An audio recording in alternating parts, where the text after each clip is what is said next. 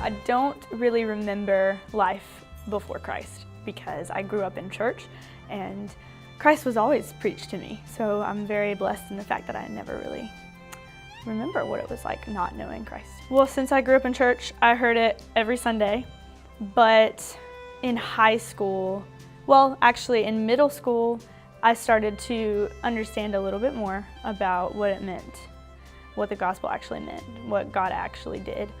But I did not live my life for Him. I never doubted that there was a God. I never doubted that Jesus came and died for us. I never doubted any of those things, but I didn't really live my life for Him. I just knew He was there. And in high school, things changed and I was faced with a lot of trials and a lot of things that caused my faith to be tested. And there came a point in the latter years of high school where I had to choose if I was going to go down a path that glorified me and I got to do what I wanted to do, or I would crucify my flesh and go down the path that the Lord had for me and choose Him over what I wanted for myself.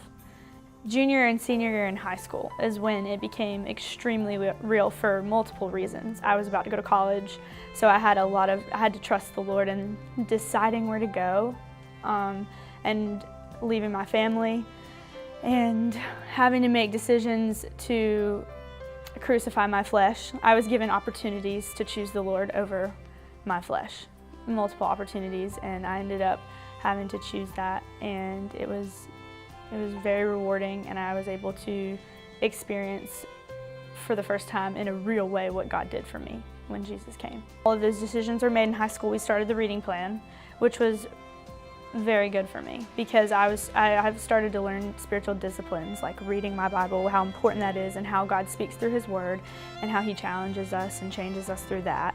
And then worship music became completely different for me because I led worship in middle school, but I was always more concerned about what I sounded like or what I looked like up there rather than what I was saying. So worship music became real, and what I was singing actually made sense for the first time, and it meant a lot to me. So worship music really has grown me a lot through that, and just having to make decisions for myself and choosing to seek the Lord through all of those decisions and not just live by what I think is best, but to seek Him, like career choices and college choices and friend choices and just every choice. Now like turning to Him before I make those decisions and having Him write my future instead of myself writing it.